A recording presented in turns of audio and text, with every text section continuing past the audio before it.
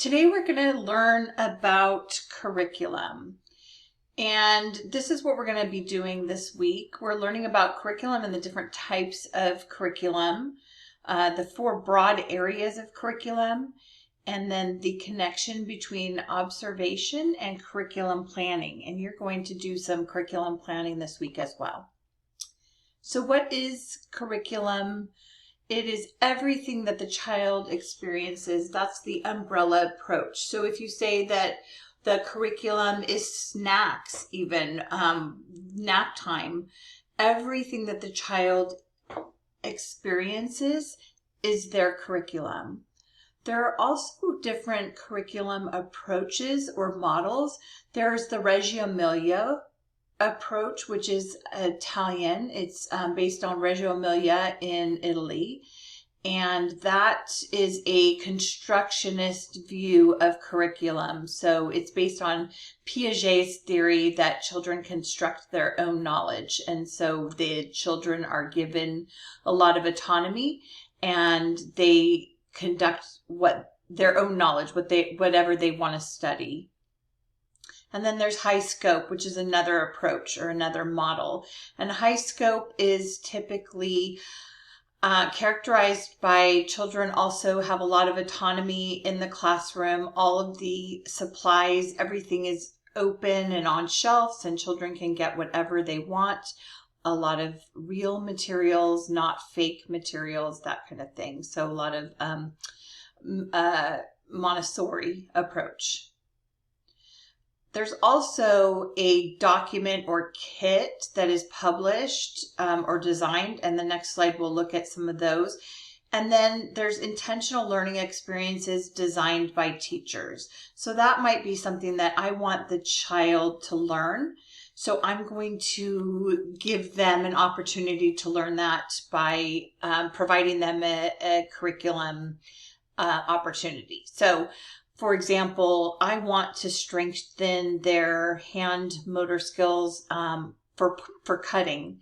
I would give them scissors, and I would give them an opportunity to use the scissors by having them cut out magazines and gluing them on pieces of paper. So that would be an intentional learning experience that I designed. So where does curriculum come from? Curriculum comes from us. It's beliefs about what we think is worth knowing. We know that we know that reading is important. We know that listening is important. We know that math is important.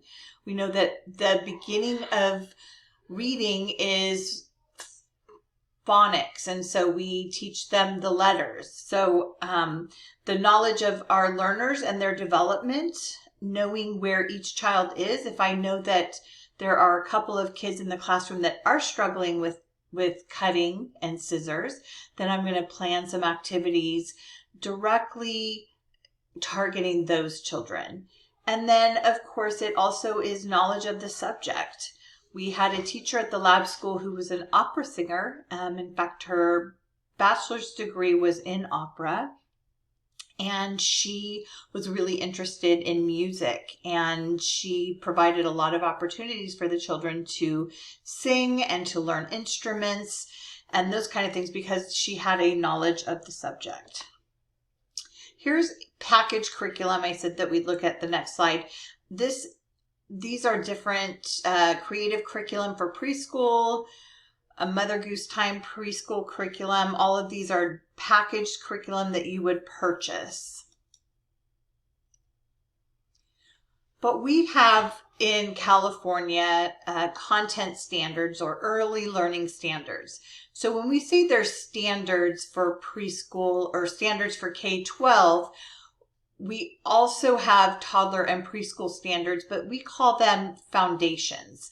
Standards were kind of a controversial name because we didn't want to push down on preschool and give them standards like they'd have in the elementary school. But we wanted to give some sort of information for designing curriculum and showing what children can learn at those ages. And so California came up with foundations. In fact, every state has a foundations or standards. Each state came up with their own, and that was part of the No Child Left Behind Act, as well as the Race for the Top under Obama. So this week you are actually going to do some brainstorming on a topic, and I will give you a topic on your curriculum planning assignment. But this is what a web can look like. So here is a web on birds. And so from birds, you might take a look at, well, what can we do? What can we learn about birds? Well, there's vocabulary. There's a lot of vocabulary around birds, such as claws, feathers, those kind of things. We can visit birds. We have visiting birds that come to the classroom. Those can be chickens or a pheasant or parrots. We can compare foods that birds eat. We can chart what birds eat and where they live. We can talk about ornithologists and the skeleton of the bird. So you can see we can talk about all of these different things, and we would web out all of the different ideas you can get. It doesn't mean that you are going to do all of these things, but you can have them on a web so that you can see where the children's interests lie. So if you start planning some of the activities, you can see if that was something that they were interested in. So if they were interested in birds and they came up with this topic that they'd like to learn more about, you can start planning some activities based on a web that you design, and you can also design the web with the children. Or you can and offer them activities within these within the web, and then if they're not interested, if they lose interest in that, then that wasn't what they were really interested in. So we can continue to keep trying to find out what it was that they were interested in.